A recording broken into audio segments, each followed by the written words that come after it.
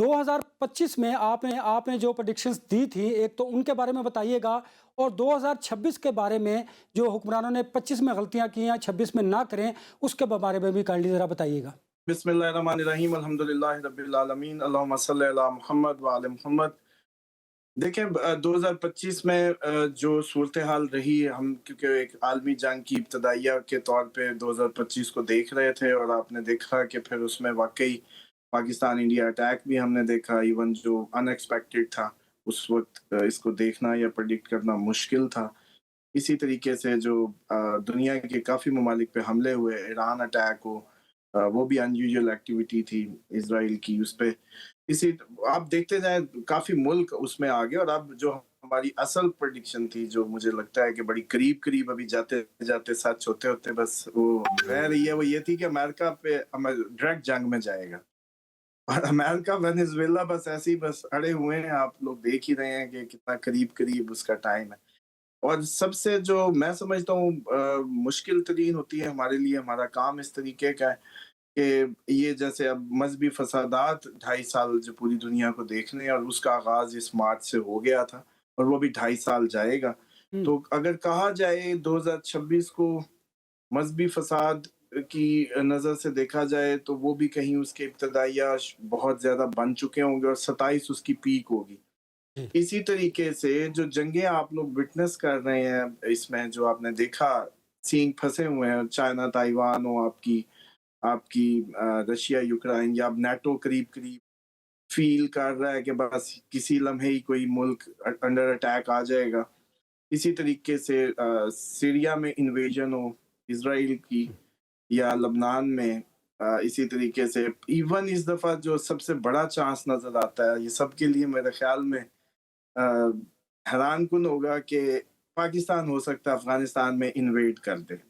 जी, 2026 कई मुल्कों की ज़मीन पे इन्वेजन का साल कहा जा सकता हुँ, है। मतलब इसमें आप देखें इंडिया बांग्लादेश में, चाइना इंडिया में, चाइना ताइवान में, पाकिस्तान अफ़गानिस्तान में और इसी तरीके से इज़राइल जो है वो शाम में, लबनान में, हुँ, तुर्की शाम में, इवन इराक में। ये और बड़ा हिस्सा एक नज़र आता है रशिया, जैसे रशिया भी इन्वेड करे मज़ीद और जी, ये जो इन्वेजन शुरू होगी ये मिड ऑफ द फेब से आप लोगों को ये महसूस होगा। हुँ, क्योंकि टेक्निकली भी कई लोग सुनना चाह रहे होंगे, तो टेक्निकली जो इसकी जब मार्स अपनी एग्ज़ॉल्टेड पोज़ीशन पे जाता है, ताकत की उस नहज पे होता है जहाँ ये अपने फुल अरूज पे होता है, तो एक आइडियल फ़ौजी क्या करता है? जी, आइडियल फौजी जिसको ये मार्स रूल करता है, आइडियल फौजी ये करता है कि अपने रोब और अपने तंत्रे और अपने बड़ी स्ट्रैटेजिक मूवमेंट से किसी भी जहां जाना चाहता है जाके बैठ जाता हुँ, है, मतलब कब्जा करता है। जी, तो फरवरी मिड से ये चांसेस मौजूद नजर आएंगे कि कुछ एरियो पे कुछ फौजें जो हैं जाके बैठें या स्ट्रैटेजिकली जाके कब्जा करें। एक तो ये इस साल का जो अनयूजुअल सबके लिए होगा, क्योंकि जी, ठीक है हवाई फायरिंग हो रही है, ड्रोन आए, ड्रोन हुँ, गए, मिसाइल आए, मिसाइल गए, फौजी कदम रखेंगे 2026 में कई सरजमीनों पे। एक तो ये इसकी वो, जी, दूसरा ये है कि जो पॉलिटिकली आपकी जो सूरत हाल है वो कुछ जून तक ऐसी बन चुकी होगी कि जून के मिड से उसमें कुछ बेहतरी के चांस होंगे। हुँ, जून टू अक्टूबर ये बेहतरी अभी तक आप लोगों ने नहीं महसूस की, नहीं देखी। ये जून अच्छा, इसमें ईरान, पाकिस्तान, इंडिया जितने भी एग्रीकल्चरल और बड़ी आबादियों के हुँ, मुल्क हैं, ये बेहतरी आपको जून टू अक्टूबर उनमें नज़र आती है। लेकिन इसमें एक रिस्क है, जी, क्योंकि ये हम जिस तरह से देख रहे हैं, देखें एस्ट्रोलॉजी काम करती है माज़ी के इवेंट्स पे, डाटा हुँ, साइंस है। ये कोई आगे का इल्म नहीं है, ये जी, पीछे की बात करने वाला इल्म है।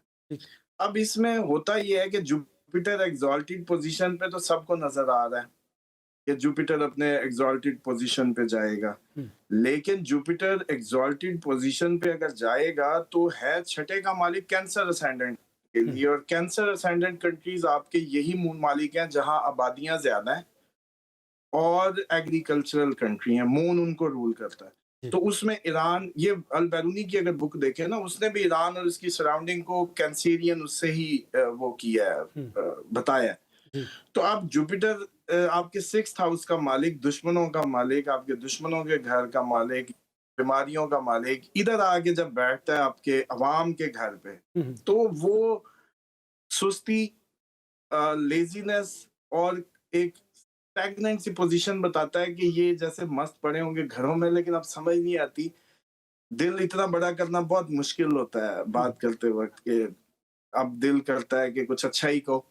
लेकिन इस अच्छे के अंदर जो खतरा है वो ये है कि ये कोई जंग, किसी बीमारी, किसी इस तरह की आफत के नतीजे में स्टैग्नेंट हुए हों, घरों में बंधे हों, ऐसी सूरत-ए-हाल बनेगी इन तमाम ममालिक में जो एग्रीकल्चरल हैं हुँ, और आबादियाँ ज़्यादा हैं। हुँ, उसमें आपके ईरान के, इंडिया, पाकिस्तान, अफ़गानिस्तान, ये जो सराउंडिंग है उसके ज़्यादा चांसेस रहें। जी। बैरिस्टर तो साहब ये थोड़ा-सा है कि जी, जी, अभी आप पूछते जाएँगे तो ज़्यादा अच्छे से मैं इसको एक्सप्लेन कर दूँगा। जी, जी। अगर